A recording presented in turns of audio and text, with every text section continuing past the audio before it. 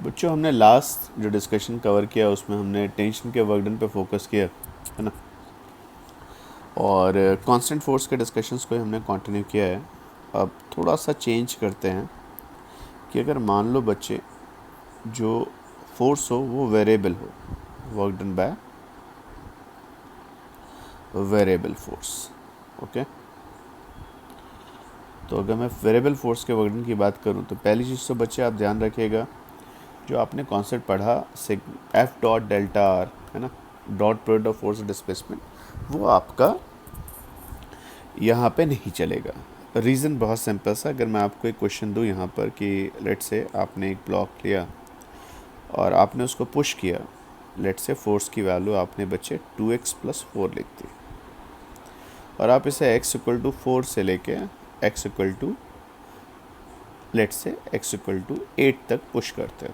Okay, तो जो चीज़ें क्लियर हैं वो ये है कि भाई हमें पक्का पता है कि यहाँ डिस्प्लेसमेंट आपका कितना है, जो पॉइंट ऑफ एप्लीकेशन है 4 मीटर आगे शिफ्ट कर गया। पर प्रॉब्लम क्या है बच्चे कि x = 4 पे वैल्यू आपकी कितनी होगी सर, यहाँ पे रखेंगे तो आपका 12 आएगा, x = 5 रखेंगे तो वैल्यू 14 हो जाएगी, x = 6 रखेंगे तो वैल्यू 16 हो जाएगी। तो ये फोर्स आपका इस पीरियड में जब आप यहाँ से यहाँ तक बॉडी को लेके आ रहे हो तो फोर्स चेंज हो रहा है। तो अगर फोर्स वेरिएबल होगा तो हम लोग ये formula F dot delta R बिल्कुल भी नहीं लगाएंगे। क्लियर? ठीक है। तो अगर बच्चे मैं बात मानूँ यहाँ पे कि फोर्सेस की बात की, जो वर्क डन का डिस्कशन हमने पढ़ा उसमें बड़ी इंटरेस्टिंग थ्योरी है कि जब वर्क डन लिख रहे थे तो आपने बहुत सिंपल सा एफ डॉट डेल्टा आर लिखा था, है ना। ठीक है, मान लीजिए फोर्स बेटा कैसा हो बच्चे, 3 डायमेंशन, उसका एक्स कंपोनेंट हो, उसका वाई कंपोनेंट हो, उसका जेड कंपोनेंट। मैं मान के चल रहा हूँ सारे कांस्टेंट है ना। जब सारे कंपोनेंट कांस्टेंट हो गए तो फोर्स कांस्टेंट, तो आपने लिखा सर ये F X I, X component of Y X, X component of force, Y component of force, Z component of force. Done. Dot product बेटा लिखा आपने, जब आप इसे लिखोगे तो जब आप बॉडी को स्पेस में मूव करा रहे हो तो ये पॉसिबिलिटी है बॉडी एक्स में चले, बॉडी वाई में चले, बॉडी जेड में चले, डेल्टा जेड के। वो आपको क्लियर है, यहाँ पे टोटल 3 टर्म्स है, यहाँ पे 3 टर्म्स है, 3 फोर्सेज है, 3 कंपोनेंट है, 3 डायरेक्शन डिस्प्लेसमेंट है। तो मल्टीप्लाई करके आंसर क्या आना चाहिए, तो सब आंसर बोल देंगे भाई 9 आने चाहिए। मैं भी चलो मान लेता हूँ 9 आने चाहिए। एक पहला, दूसरा, तीसरा, चौथा, पाँचवा, छठा, सातवां, आठवां, 9 टर्म्स आने चाहिए। जब पहला टर्म देखें बच्चे, एफ एक्स आई कैप डेल्टा एक्स आई कैप। क्लियर? तो आप बच्चे जब इसे ठीक से लिखोगे तो वैल्यू कितने जाएगी, F X delta X I dot I. Next बच्चे, F X delta Y I dot J, F X delta Z I dot K, है ना। ये 3 टर्म है, ये मेरे एफ एक्स को मल्टीप्लाई करके आया एक्स वाई जेड से। चलिए फिर एफ वाई देखिएगा, F Y delta X J dot I plus F Y delta Y J dot J, F Y delta Z J dot K. ठीक, 3 बार आपने इसको मल्टीप्लाई किया, इसको। अच्छा, ये सबको क्लियर है कि एफ एक्स जो होगा ना वो डेल्टा एक्स पे वर्क करेगा, क्योंकि ये बाकी डिस्प्लेसमेंट्स के लिए तो परपेंडिकुलर है। ऐसे एफ वाई किससे वर्क करेगा, डेल्टा वाई पे। और अगर आप देखोगे तो एफ जेड भी किससे वर्क करेगा, डेल्टा जेड पे। चलो ठीक है, एक बार देख लेते हैं। ये के डॉट के आ गया, ये आपके पास एफ जेड डेल्टा वाई के डॉट जे आ गया, और ये आपके पास एफ जेड डेल्टा एक्स के डॉट आई आ गया। ठीक, अब बच्चे आप अच्छे से देखो, ये टर्म जो आई डॉट आई है, आप अच्छे देखो आई डॉट आई क्या होगा, 1 × 1 × cos 0, क्योंकि पहला वेक्टर का मैग्नीट्यूड सेकंड वेक्टर का मैग्नीट्यूड दोनों पैरेलल हैं, सेम वेक्टर है, तो cos 0। और आई डॉट जे कितना होगा, 1 × 1 × cos 90। इसका मतलब ये जो मेरे पास टोटल 9 टर्म्स थे उसमें से 3 टर्म कौन कौन से, ये वाला जे डॉट जे, के डॉट के, ये तो 1 बनेगा, और बाकी सारे जितने कंपोनेंट्स थे बच्चे वो ध्यान से देखो क्या हो जाएंगे, 0 0 0 0 0 0। इसके अलावा वर्क डन की बात अगर करी जाए तो किसके इक्वल होगी, सिंपल सा F X delta X, F Y delta Y and F Z delta. बहुत क्लियर बात है कि एक्स कंपोनेंट का फोर्स एक्स पे वर्क करेगा, वाई का वाई पे वर्क करेगा, जेड का जेड पे। अब सोचो अगर एक्स कंपोनेंट राइट डायरेक्शन में फोर्स है और बॉडी भी राइट में चलेगी तो कॉस जीरो आएगा। बॉडी राइट में चले इसका एक्स बढ़ेगा, बॉडी का लेफ्ट में चलेगी तो एक्स नेगेटिव होगा, डेल्टा एक्स नेगेटिव होगा तो ये नेगेटिव आ जाएगा। तो ये वर्क अपने आप ही पॉजिटिव और नेगेटिव आएंगे। इंडिविजुअल कंपोनेंट्स के वर्क डन आपके पास रेडी है। क्लियर? तो अब आपको क्लियर हो चुका है कि जैसे हमने 2D में पढ़ा था कि 2D में दो इंडिपेंडेंट मोशन होते हैं, वैसे आज एक बात और बंटवारे में आ गई कि एक्स का कंपोनेंट एक्स पे वर्क करेगा, वाई का कंपोनेंट वाई पे वर्क करेगा, जेड का कंपोनेंट जेड पे वर्क करेगा। अब मैं जो फोर्स का वेरिएशन ले रहा हूँ मैं ऐसे ले लेता हूँ कि बच्चे मेरे पास बॉडी में मान लेता हूँ एक्स में चलाता हूँ और बॉडी पे जो फोर्स लग रहा है ना, कौन सा फोर्स, एक्स डायरेक्शन वाला फोर्स। एक्स डायरेक्शन वाले फोर्स का मुझे वर्क डन निकालना है। क्लियर? तो एक्स डायरेक्शन का फोर्स बच्चे कैसा है भाई मुझे देखना पड़ेगा। तो उन्होंने बताया एक्स डायरेक्शन का फोर्स कैसा लेंगे, मैं एज्यूम करके चल रहा हूँ ये फोर्स एक फंक्शन है किसका, पोजीशन का। जगह जगह जगह आपको फोर्स चेंज हो रहा है तो हमें थोड़ी सी कैलकुलस यूज़ करनी पड़ेगी, है ना। कैलकुलस यूज़ करनी पड़ेगी तो क्या डिस्कशन आता है बच्चे यहाँ पे। तो कैलकुलस यूज़ करने के लिए आपने कहा कि सर मान लेते हैं फोर्स ऐसा है और आप कहाँ से कहाँ जा रहे हैं बच्चे, X initial to X final, ऐसे यहाँ तक गए, है ना। ये बच्चे आपके पास मेरे पास डिस्कशन है, ये मेरे पास फोर्स का वेरिएशन है, ये पोजीशन के अकॉर्डिंग चेंज होता जा रहा है। डन। अभी क्या हुआ कि अगर मैं ये जो आपने लिया है इस सेगमेंट को बहुत ही फाइन पार्ट्स में डिवाइड करूँ, देखना अच्छे से। ये बच्चे मैंने एक छोटा सा इसमें सेगमेंट लिया, देखिएगा ये आपने बहुत ही स्मॉल डिस्प्लेसमेंट दिया। क्लियर? तो ये जो छोटा सा डिस्प्लेसमेंट है एक्स में चेंज हुआ लेकिन कितने का बच्चे, डी एक्स का। अच्छा इस पीरियड में बच्चे बताना क्या आप मान सकते हो फोर्स ऑलमोस्ट कांस्टेंट जैसा है। यस सर, नेग्लिजिबल वेरिएशन ना, कोई चीज़ मान लीजिए बहुत तेज़ी से वेरी करेगी तो वेरिएशन, पर अगर आप छोटे इंटरवल पे देखोगे तो ये आपका फोर्स एफ एक्स आ गया। क्या बच्चे आपको लगता है यहाँ पर ये एक छोटा सा जो रेक्टेंगल बना है थिन स्ट्रिप, इसका एरिया बताइए कितना होगा। क्लियर?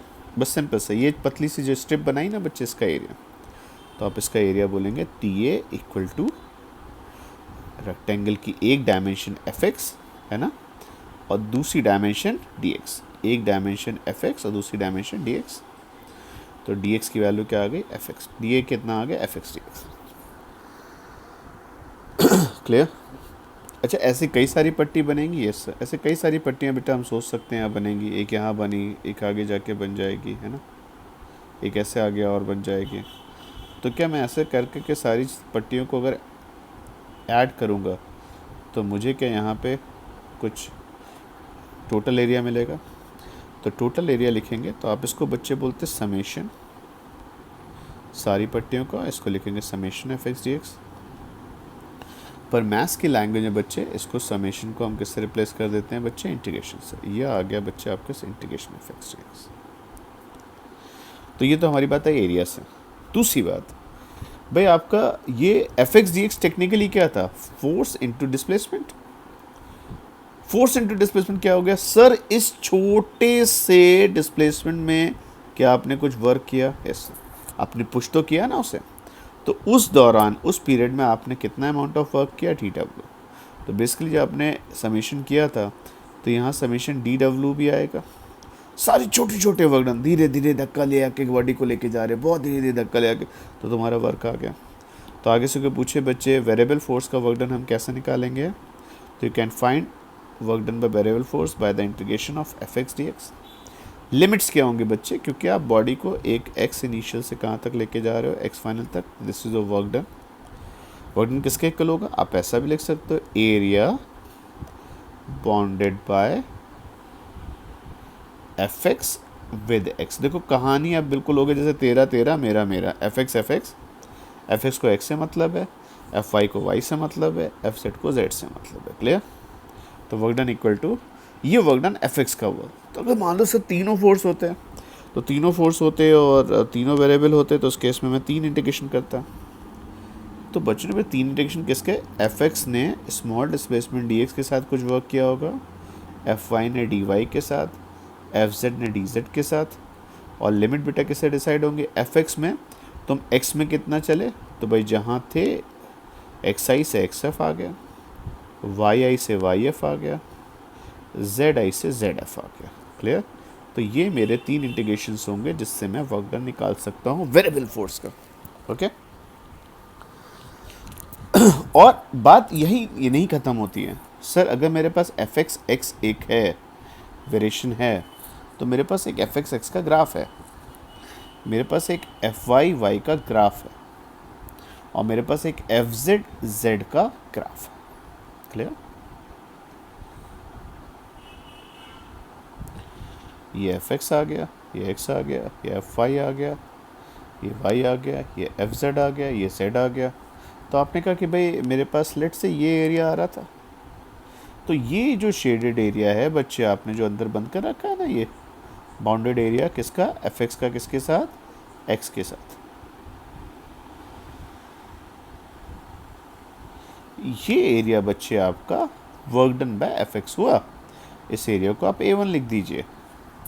ये बेसिकली यही चीज़ है। तो आपको मुझे वर्क डन कितना होगा, तो वर्क डन लिख दीजिए सिंपल, एरिया A1। अच्छा एफ आई के बारे में बात की बच्चे, वो ग्राफ देखा तो मेरे पास ग्राफ ऐसा है बच्चे। अब आप जरा समझिएगा अच्छे से। भाई देखिए यहाँ पे आपने एरिया बनाया है, देखिए ये आपके पास ऐसे आ गया यहाँ पर।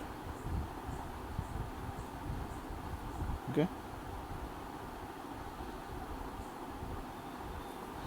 अब आप एक बात को समझना अच्छे से, भाई ये एरिया कितना हो गया, A2 हो गया, ये एरिया A3 से, ये दोनों एरिया में अगर मैं वर्क डन पूछूँ तो कितना होगा।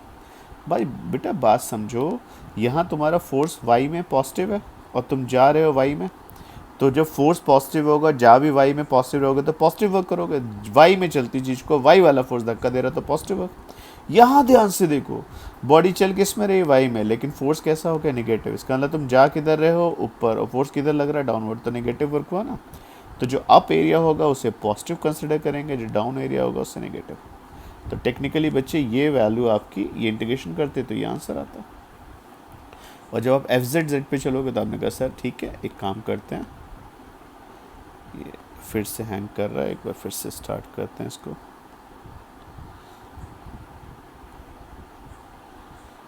ठीक है। तो भाई आपने कहा एफ जेड में सर इस तरीके से कुछ आ गया, थिंक शायद पेंसिल डिस्चार्ज हो गई है, तब तक मैं आपको पॉइंट रिवाइज करा दे रहा हूँ। तो वेरिएबल फोर्स के केस में बच्चे सिंपल सी बात है कि जब कोई चीज़ कांस्टेंट है या वेरिएबल है, इस चीज़ को तुम दो तरीके समझ सकते हो। वेरिएबल चीज़ को आप स्मॉल इंटरवल के लिए कांस्टेंट मान सकते हो। फॉर एग्जांपल जैसे कोई ट्री है, ग्रो कर रहा है ना, तो अगर मैं उसकी हाइट मेज़र करूँ तो क्या उसकी height day by day change हो रही है, yes sir, day by day, second by second height change हो रही है ना। अब वो हाइट जो चेंज हो रही है, कुछ हाइट वेरिएबल है, तो आप बोलोगे यस सर इंक्रीजिंग है। पर अगर आज रात को सोए और सुबह उठे और हाइट ऑफ ट्री ने नापी, तो आप बोलोगे ऑलमोस्ट कांस्टेंट है। एक हफ्ते बाद भी हो सकता है ऑलमोस्ट कांस्टेंट रहे, है ना। पर अगर आप उसे 15 दिन 20 दिन 1 महीने के उसमें देखोगे तो कहोगे सर ग्रोइंग ट्री। तो हाइट वेरिएबल है, कांस्टेंट है, तो आप एक स्टेम बहुत रिफाइंड वे में बोलोगे सर यहाँ पे हाइट वेरिएबल है, पर स्मॉल इंटरवल्स के लिए हाइट को हम क्या कंसिडर करेंगे, कांस्टेंट कंसिडर करेंगे। तो वेरिएबल फोर्स में वही कहानी बच्चे आई आपके पास कि भाई मैंने बताया एफ एक्स एक्स पे वर्क करता है, एफ वाई वाई पे वर्क करता है। इंटीग्रेशन बच्चे मैंने आपको करके दिखाया यहाँ पर, है ना, कि एफ एक्स है, एफ एक्स डी एक्स का वर्क डन क्या हो जाएगा बच्चे, डी डब्ल्यू लिखा आपने। टोटल वर्क निकालोगे तो आपका area bonded F X X आ गया। 3 एरिया आपको लिखने पड़ेंगे, 3 इंटीग्रेशन करने पड़ेंगे। तीसरा इंटीग्रेशन बच्चे मैं आपको सिखा रहा था, तभी वह पेंसिल डिस्चार्ज हो गई। कोई बात नहीं, लग रहा है मतलब वर्क से चार्ज हो गई होगी। तो ये देखिए नाराज़ हो गई थी पेंसिल, फिर से देखें। तो भाई यहाँ पे कुछ बाउंडेड एरिया है, हाँ सर है, देखिएगा अच्छे से। ये आपका बाउंडेड एरिया ऐसा आ गया, मान लीजिए ये दिख रहा है। तो अगर इसमें कौन सा एरिया पॉजिटिव है नेगेटिव, तो आपको क्लियर है। जो ग्राफ के अप है वो पॉजिटिव वर्क डन आ रहा है A4, फिर A5, A6, तो टोटल वर्क डन हो जाएगा A4 minus A5 plus A6। Clear? तो ये आपका डिस्कशन, चाहें तो आप इंटीग्रेशन से निकालें या फिर आप चाहें तो किससे सॉल्व करते हैं, एरिया से। बेसिकली इंटीग्रेशन आपके एरिया को ही रिप्रेजेंट करता है। डन है? ये पॉइंट क्लियर है? तो हम लोग नेक्स्ट पार्ट में इसका डिस्कशन इसके आगे का कवर करेंगे।